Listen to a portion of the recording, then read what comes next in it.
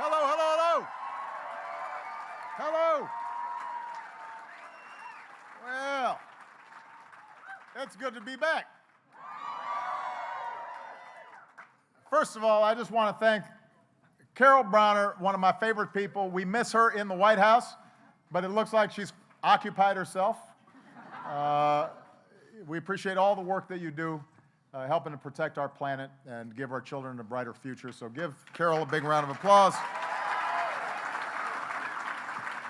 I want to thank Gene Karpinski and everybody at LCV for having me here tonight. I was telling the story.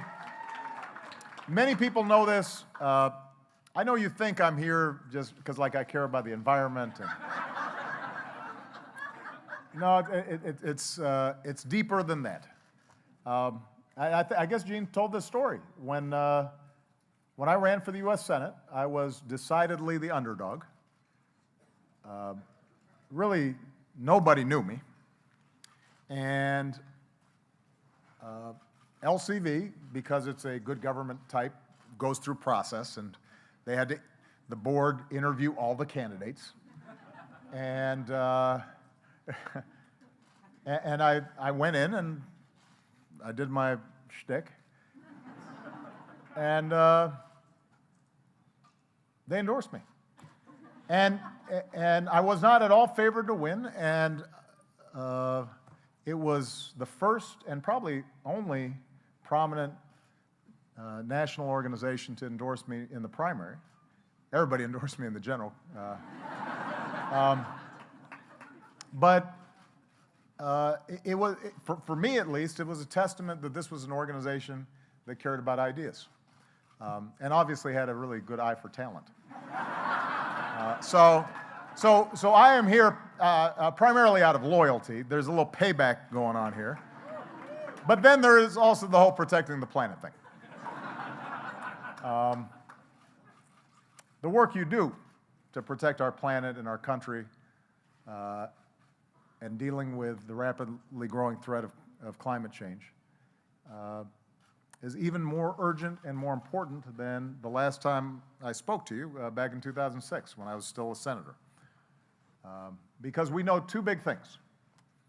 We know more about the threat than we did back then, and we know through experience that we can act,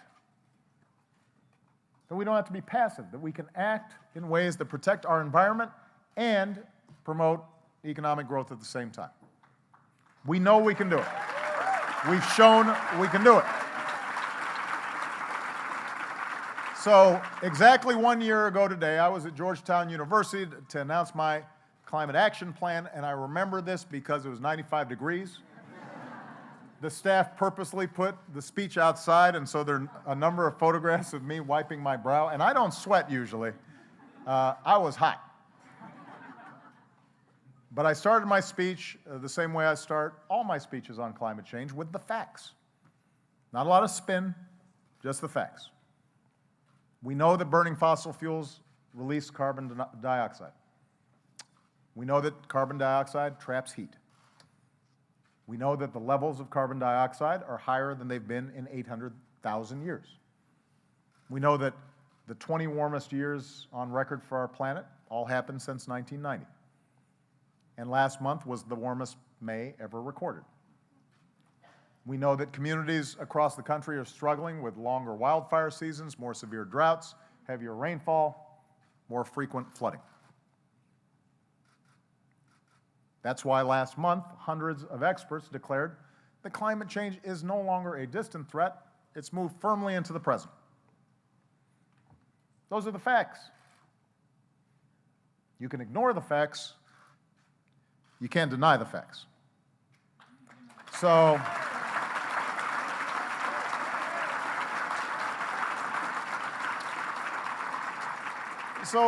the question's not whether we need to act. The overwhelming judgment of science, accumulated and measured and reviewed and sliced and diced over decades, has put that to rest. The question is whether we have the will to act before it's too late. Because if we fail to protect the world we leave our children, then we fail in the most fundamental purpose of us being here in the first place. For more than 40 years, that's been your mission. Preserve and protect this planet we call home. And by the way, it's been the mission of a lot of members of Congress who are here today. It's been a priority of mine for as long as I've been in office. And part of it maybe is growing up in Hawaii, where every day you appreciate the wonder of your planet, but you also understand how fragile it is. So we're working in a few ways to do our part by using more clean energy, less dirty energy, and wasting less energy throughout our economy. Right now, America generates more clean energy than ever before, thanks in part to the investments we made in the Recovery Act.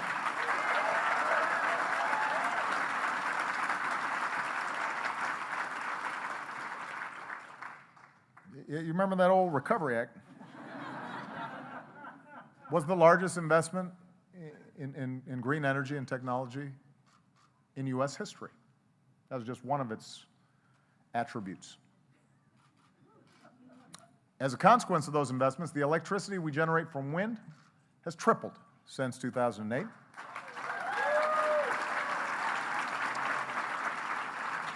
The energy we generate from the sun has increased more than tenfold.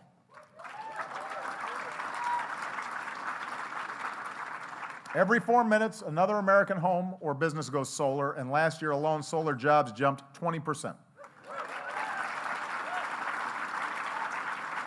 And the good news is we can do even better. So my climate action plan will help us double our electricity from renewable energy again by 2020. And I directed the Interior Department to greenlight enough private renewable energy capacity on public lands to power more than 6 million homes. The Department of Defense, the biggest energy consumer in America, is installing 3 gigawatts of renewable power on its bases. So we are going to continue to incentivize the adaptation of technologies that are not going to solve our entire problem. There's no silver bullet, but what we're seeing is unit costs go down, efficiency and power generation going up. We're moving, and it's making a difference. So that's the first part of our plan, generating and using more clean energy. Then we've got to use less dirty energy. Since I took office, we've doubled how far our cars and trucks will go on a gallon of gas by the middle of the next decade. We're helping families and businesses save billions of dollars with more efficient homes and buildings and appliances. By the end of the next decade, these combined efficiency standards for appliances and federal buildings will reduce carbon pollution by at least 3 billion tons compared to when I took office, and that's an amount equal to what our entire energy sector emits in nearly half a year.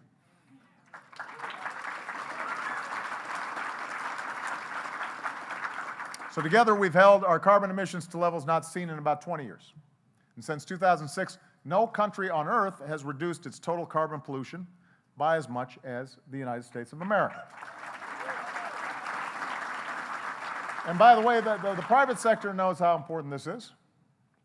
Today at the White House, some of America's leading foundations and impact investors committed more than $300 million to accelerate clean energy technology and energy efficient buildings.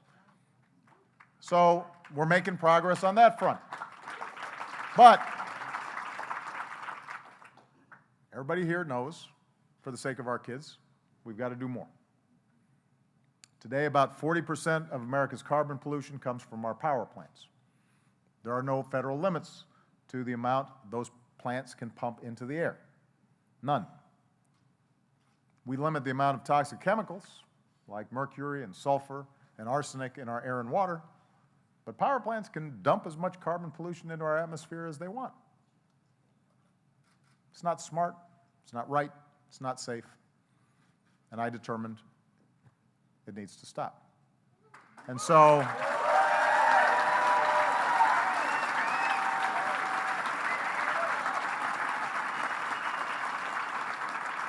So that's why in my speech a year ago, I directed the EPA to build on the efforts of a lot of states and cities and companies. And I told them, come up with common sense standards for reducing dangerous carbon pollution from our power plants. Last month, I unveiled those proposed standards, which will cut down our carbon pollution and our smog and our soot that threaten the health of our most vulnerable Americans, including children and the elderly. We've constructed it so that states have the flexibility to meet these standards with whatever clean energy sources make sense for them, including renewables, and taking advantage of natural gas replacing even dirtier energy sources. And in just the first year that these standards go into effect, they'll help avoid up to 100,000 asthma attacks, about 2,100 heart attacks. Those numbers keep on going up after the first year. And we're taking a whole bunch of carbon out of the atmosphere. So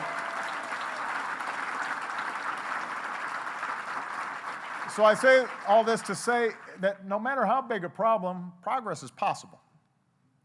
It's not instantaneous. We got to sometimes cut these things into pieces. But as I told graduates at UC Irvine a couple weeks ago there you go, UC Irvine. Got the little anteater. I got to say, it's a pretty cute mascot. An anteater is nice. I like it. It's pretty rare that you encounter people who say that the problem of carbon pollution is not a problem. You've all, in most communities and workplaces, et cetera, when you talk to folks, they may not know how big a problem, they may not know exactly how it works, they may doubt that we can do something about it. But generally, they don't just say, no, I don't believe anything scientists say, except where? In Congress. In Congress. Folks will tell you climate change is a hoax or a fad or a plot. It's a liberal plot. And then most recently, because many who say that actually know better and they're just embarrassed, they duck the question. They say, hey, I'm not a scientist. Which really translates into, I accept that man-made climate change is real, but if I say so out loud, I will be run out of town by a bunch of fringe elements that think climate science is a liberal plot. So I'm going to just pretend like, I don't know, I can't read.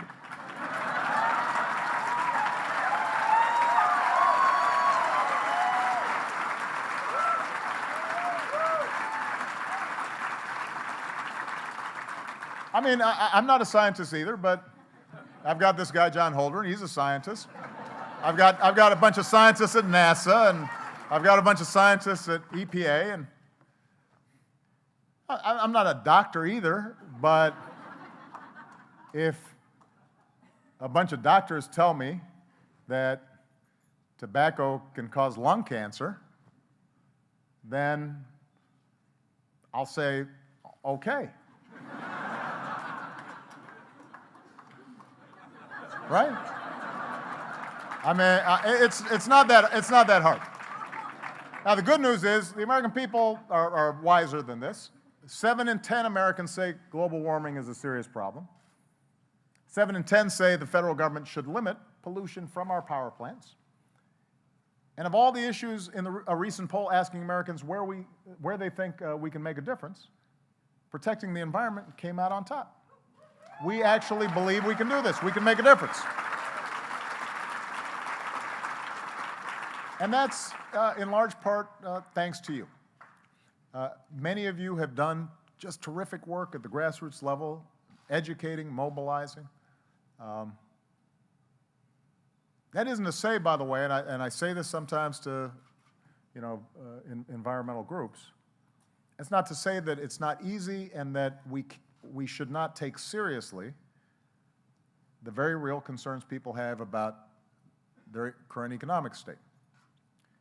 People don't like gas prices going up.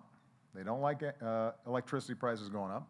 And we ignore those very real and legitimate concerns at our peril. So if we're blithe about saying, you know, this is the defining issue of our time, but we don't address people's legitimate economic concerns, then even if they are concerned about climate change, they may not support efforts to do something about it. So we've got to shape our strategies to speak to the very real and legitimate concerns of working families all across America. But we can do that.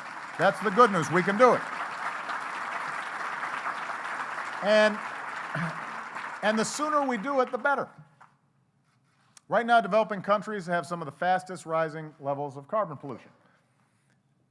They are less equipped to cope with the effects of climate change than we are, but they're also trying to deal with hundreds of millions of people in poverty. And so the trade-offs for them are even tougher than for us sometimes, unless we describe how development should leapfrog some of the old technologies, learn lessons from us, and go right to a clean energy future. And we should be part of that conversation, but we've got to lead by example. They're waiting to see what America does. And I'm convinced when America proves what's possible, other countries are going to come along. I should point out, by the way, that we're not just acting on climate change, we're also doing more for conservation. Since I took office, we've established 10 new national parks, 10 new national wildlife refuges, 11 new national monuments. I just announced plans to further protect our oceans.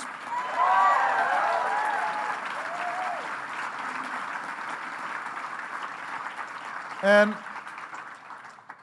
I'm not just going to stand with environmentalists, I'm going to stand with sportsmen and conservationists against members of Congress who want to dismantle the Clean Water Act.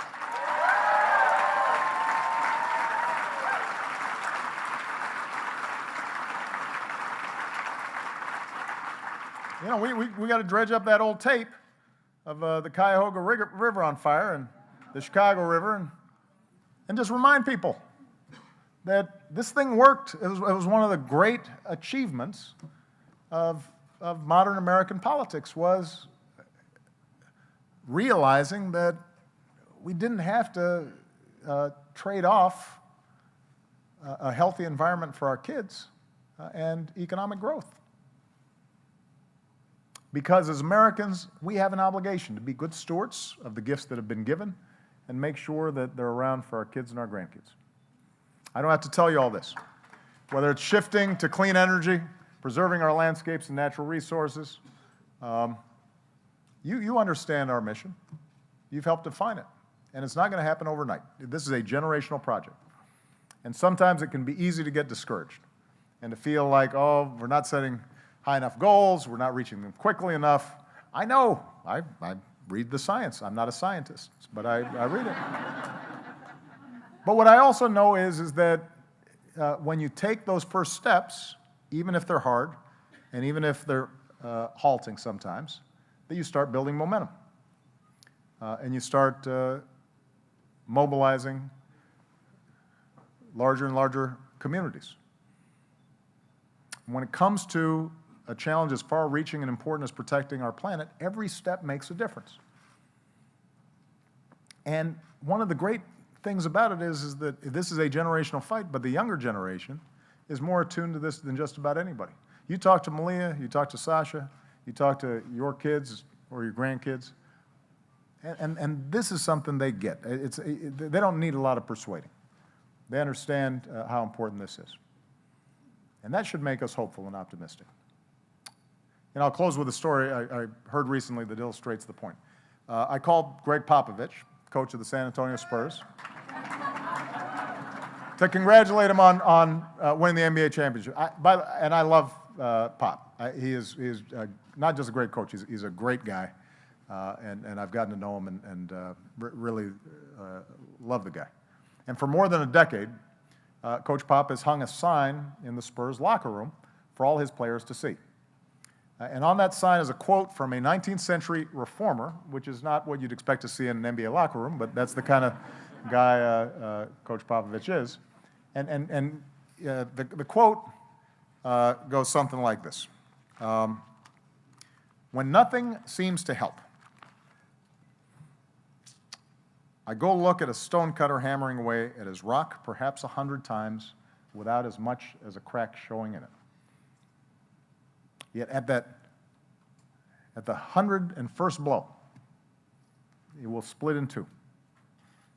And I know it was not that blow that did it, but all that had gone before. So that's what we're doing. Together, we're pounding the rock. And together, we're making progress. And sometimes it feels like, man, I'm getting tired. And we're not moving fast enough. But then one day, the rock splits open. Not because one person comes up or one president comes up and strikes a mighty blow, but because of all the work that's gone on before. Our work. So until the day comes that the rock is split, we've all got to take turns pounding. We've got to keep fighting. We've got to keep mobilizing. We've got to keep making sure that your voices are heard in Congress and state capitals, in city halls, because that's the only way we're going to build the kind of future that we want. Cleaner, more prosperous, more good jobs, a future where we can look our kids in the eye and tell them, we did our part. We served you well. We were good stewards. We're passing this on. Thank you, everybody. God bless you. God bless America.